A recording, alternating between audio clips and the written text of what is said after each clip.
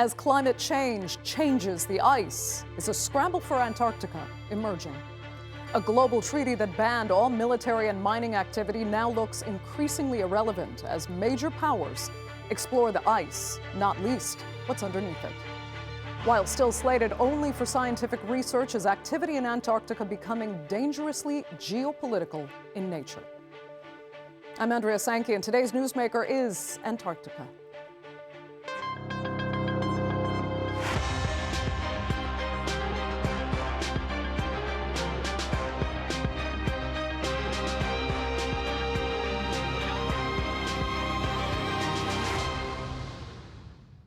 In the interest of peace for all mankind, Antarctica shall not become the scene of international discord. That's what leading global powers have agreed to for decades under Article 1 of the Antarctic Treaty. But with more military personnel appearing at scientific research centers, plus discoveries of huge oil reserves, the status of our planet's least inhabited continent is in question. The Antarctic Treaty governing the area doesn't actually validate anyone's ownership, but China, Russia, and the U.S. run sizable research facilities, each suspecting the other of banned activity. So could peace on the frozen continent be more precarious than we thought? Here's a look. Antarctica, the world's last true frontier landmass. For decades, the whole continent has been under the auspices of the 1959 Antarctic Treaty. Mining and military pursuits are banned, and only peaceful scientific projects are permitted. The treaty came about to quell fears that growing territorial claims could spark a geopolitical turf war over resources. 12 countries signed the document, 7 of which had territorial claims already. The treaty neither recognised nor rejected those claims, instead putting them on indefinite hiatus. Today, 58 countries are party to Antarctic agreements, and it's been largely successful in keeping the peace and fostering scientific cooperation. But more recent geopolitical developments mean some nations worry that mining and military concerns could stealthily creep once again over the frozen landscape. China, which does not have any territorial claims on the continent but is a party to the treaty, has been increasing its presence and the number of research bases for years. In 2024, it opened its 5th, Chinling Base.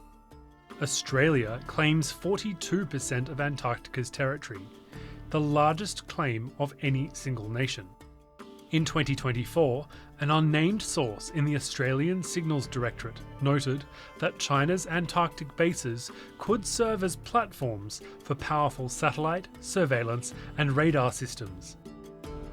There are also suspicions that Chinese People's Liberation Army personnel have participated in Chinese affairs on the continent in the past, a breach of the Antarctic Treaty if true. China denies this. As a consultative party to the Antarctic Treaty, China has always conducted its activities in accordance with the relevant provisions of the Antarctic Treaty system. The construction of the Chinese Antarctic Station is fully in line with the international rules and procedures of Antarctica and will be conducive to enhancing scientific knowledge of Antarctica among mankind. Meanwhile, Russia has been publishing increasing claims that it has discovered enormous oil and gas fields in Antarctica. And the oil and gas it says it has discovered lie within the British Antarctic Territory claim.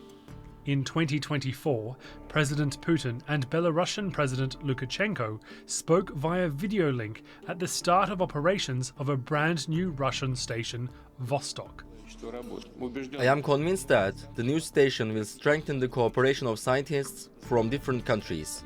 It will become an open platform for solving pressing problems in the field of studying nature, the environment, and of course, for promoting joint scientific and innovation programs within the framework of the Union State of Russia and Belarus. And in the US, reining in of scientific funding and DOGE cuts to government spending under President Donald Trump mean that US scientific research on the continent is having to downsize. American scientists are concerned that a reduced US presence mean America could fall behind on Antarctic research and lose influence on the frozen continent. In Antarctica, the currency is science and cooperation. The consensus is peace. But could a reduced presence of one of Antarctica's largest key players mean that the status quo could be at risk, allowing other players to feel more free in pursuing their individual interests rather than the collective interests of science and the world at large?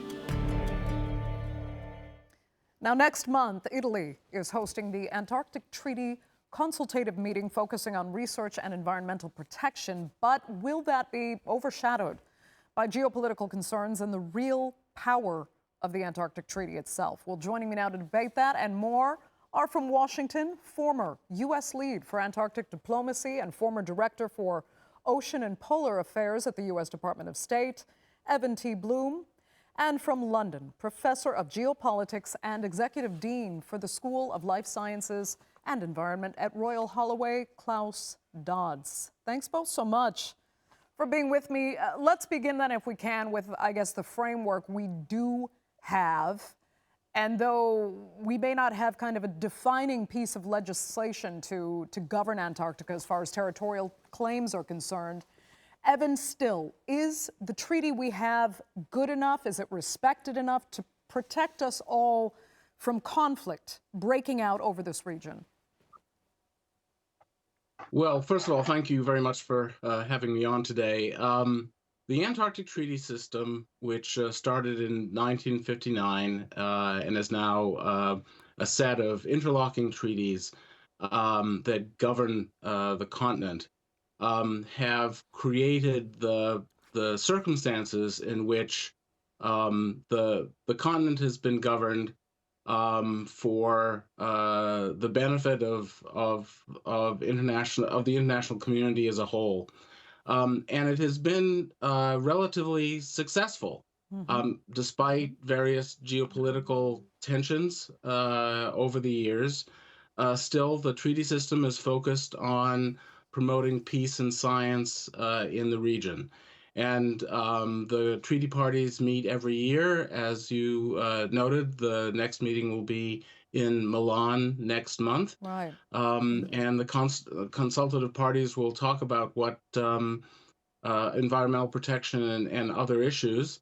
And of course, there are geopolitical issues in the background as well. Yeah, but I mean, sure, you've noted that it has worked so far, but times have changed, not least Russia discovering oil in what the UK claims is its territory in Antarctica. Plus, there's very much notice being taken of military personnel that is kind of manning these scientific research bases. Klaus, let me ask you if you feel confident enough in what is there to manage any confrontation between the global powers that are present in Antarctica. Yeah, so thank you. Thank you again for the invitation. I mean, the Antarctic Treaty, which, as Evan says, dates back to 1959 and entered into force into 1961, is fundamentally an arms control treaty. And one of the things that it did was, in essence, was to demilitarize the Antarctic and say that the Antarctic should only be used for peaceful purposes. Now, how peaceful usage is defined now compared to 1959, 1961 is obviously a conversation worth having. But I'd also note that the Antarctic Treaty was signed by 12 countries, 7 of which were and are claimant states, including the United Kingdom. And when it comes to resource potential, this was something that actually was well known about in the 1950s and 1960s. But actually, we have a protocol on environmental protection that was signed in 1991 and entered into force in 1998 that says under Article 7, all forms of mining are banned. That doesn't mean, by the way, that parties, including Russia, don't remain intensely interested in the resource potential of the Antarctic. They do, but we still have these treaty obligations in place, and thus far, nobody's walked away. Okay. We may have an additional guest joining us in just a few minutes' time. We'll see if we can get him connected. But let me come back to you then, Evan, because right now you're in the United States and we have President Trump actually kind of axing some of the scientific research on Antarctica or the funding for research. Therefore, he's cutting the U.S. presence there while China, who's seen as a U.S. adversary, is expanding. So where do you see that going? Will Trump regret perhaps cutting scientific research and eventually come to see Antarctica the way he sees Greenland at present? Well, the U.S. has been had the largest presence of any country in Antarctica for decades. Has 3 all-year stations there, including the only one at the South Pole, and the largest station of all at McMurdo Research Station. So the U.S. has very strong interests in Antarctica, and those interests are primarily scientific in nature. And as you suggest, if the U.S. pulls back on science in Antarctica, then that will have implications for the influence of the country, and in the context of the rise of China and the interests of Russia, there are all sorts of implications for that. I should say, however, that I think that things are a little bit early in the Trump administration. It's quite clear that there's an intention to cut back on science, in particular research grants that are coming out of the National Science Foundation, and that support McMurdo Station, as the sign says on the screen.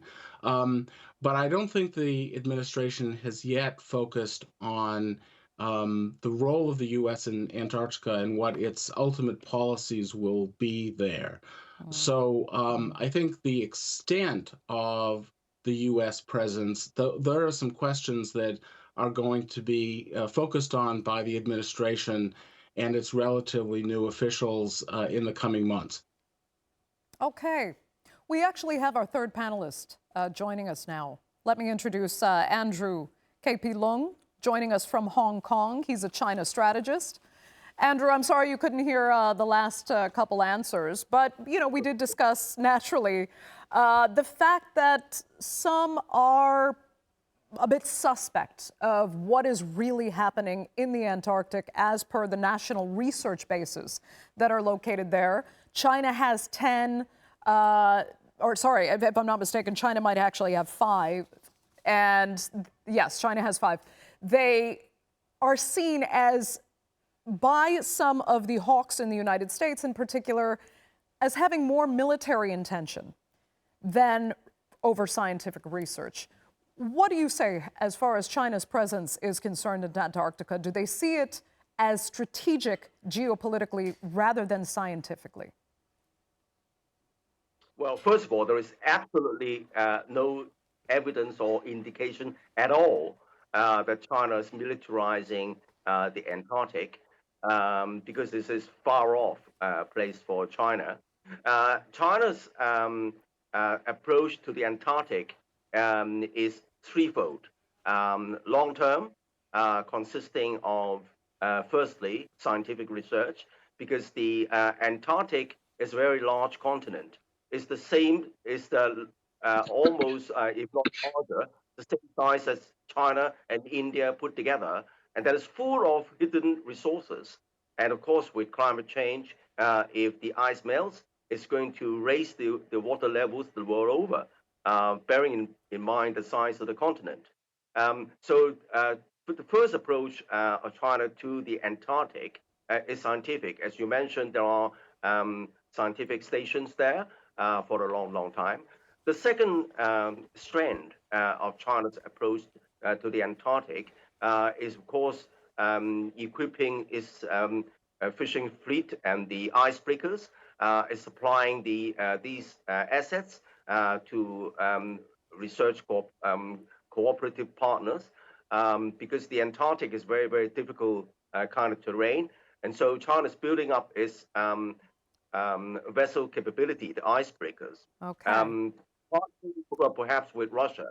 The third one, of course, China's now, because the Antarctic is very rich in fishery resources, particularly the kind of what's the kind of fish? Krill. Is the krill.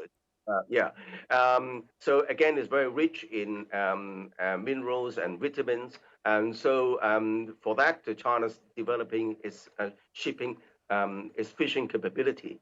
Okay. But the next trend, of course, geopolitics, because there is a bipartisan consensus in the United States that China's existential threat.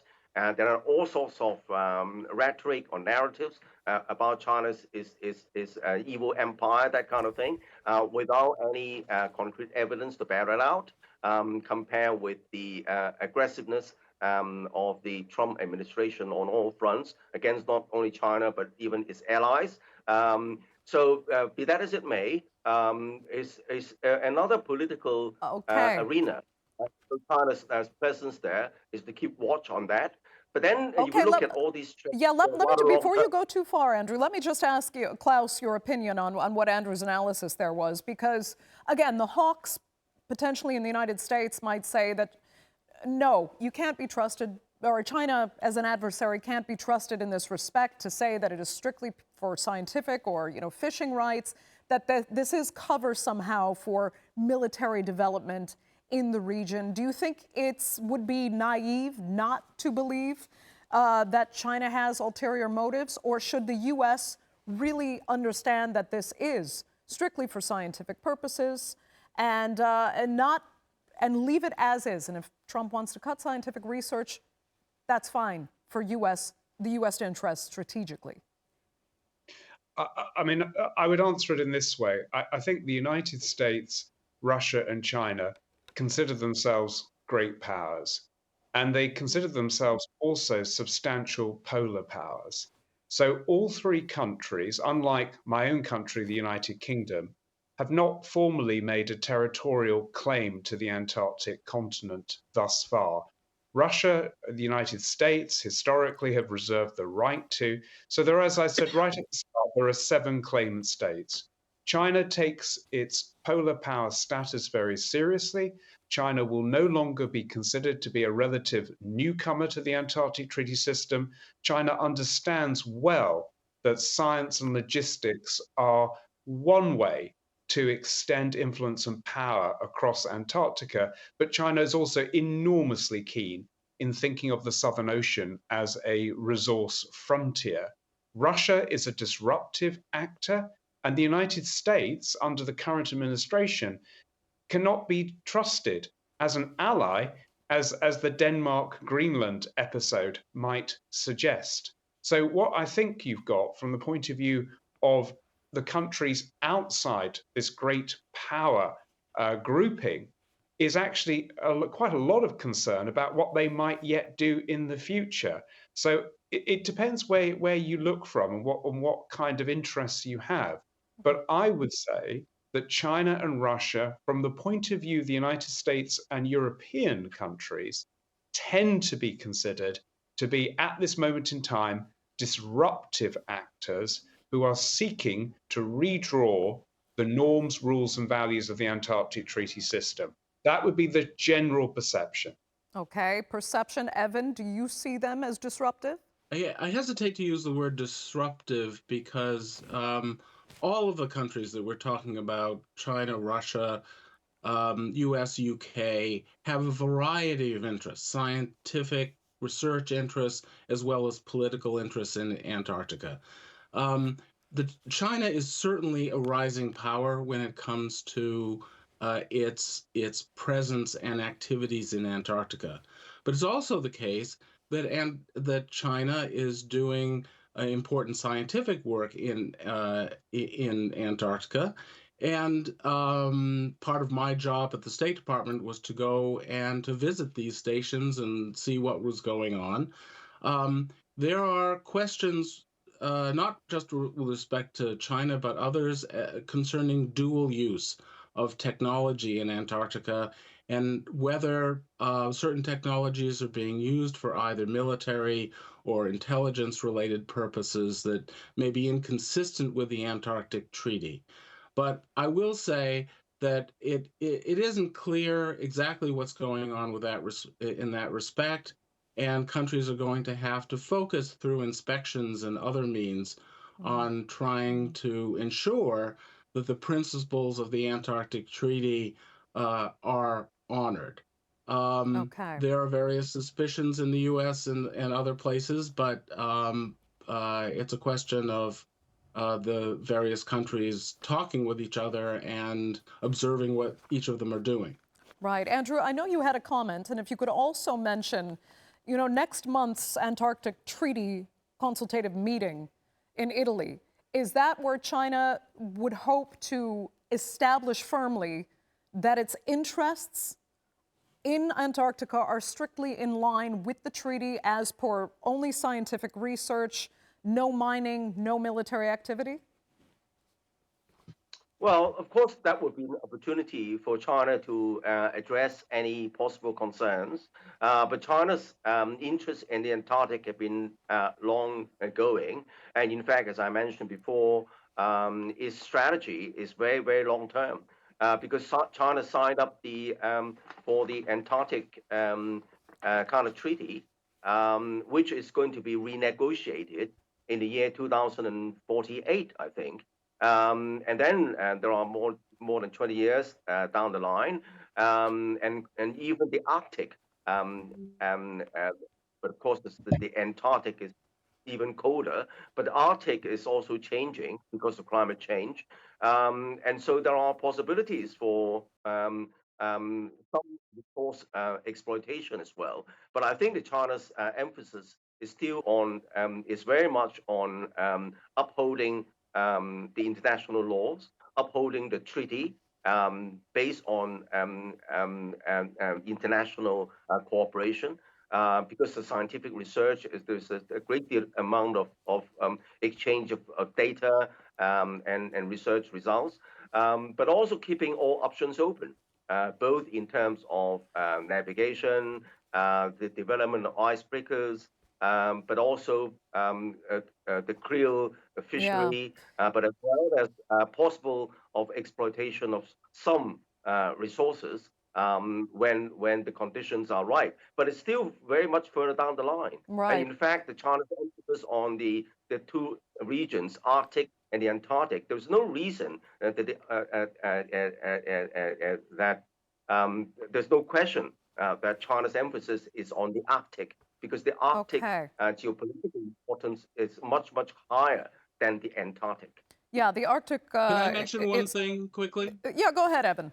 Very quickly. Yeah, I just want to say it's not correct to say that the Antarctic Treaty is going to be renegotiated in 2048. There's a provision that says that a country could request a review of the mining ban, and then there could be a discussion that follows. But the Antarctic Treaty is solid and will continue.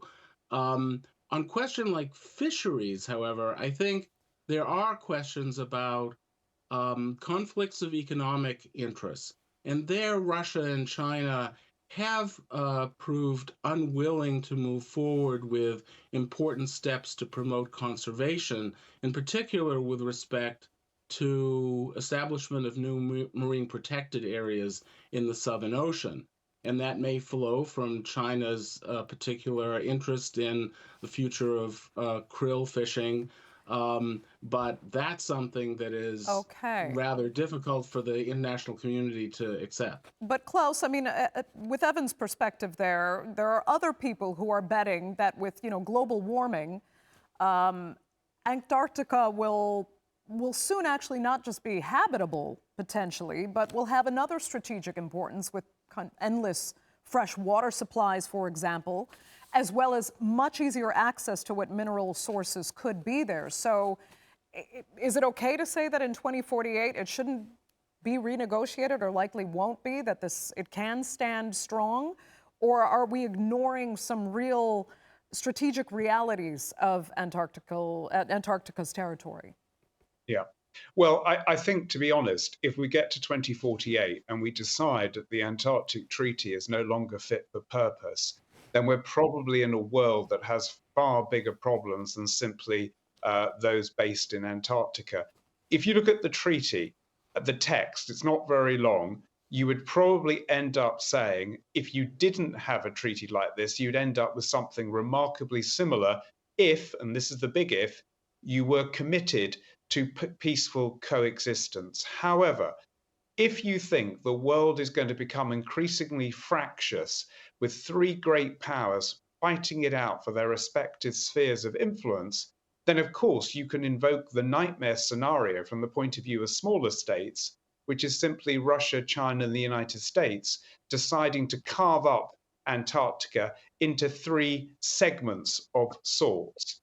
I think that is unlikely, but I think you have to be clear that the resource value, the strategic value, the relative accessibility of the Antarctic Peninsula in particular is likely to become a topic of ever greater interest. And finally, I would just note the latest signatory to the Antarctic Treaty is Saudi Arabia. And that would have seemed quite remarkable to those who were negotiating the Antarctic Treaty all the way back in 1959. Yeah.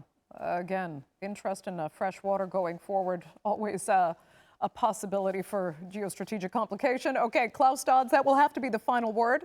I'd like to thank really all three of my panelists so much for being with us on this edition of the Newsmakers. Our viewers, of course, for joining us as well. Remember, you can follow us on social media. And do be sure to subscribe to our YouTube channel. I'm Andrea Sankey. Thanks for watching.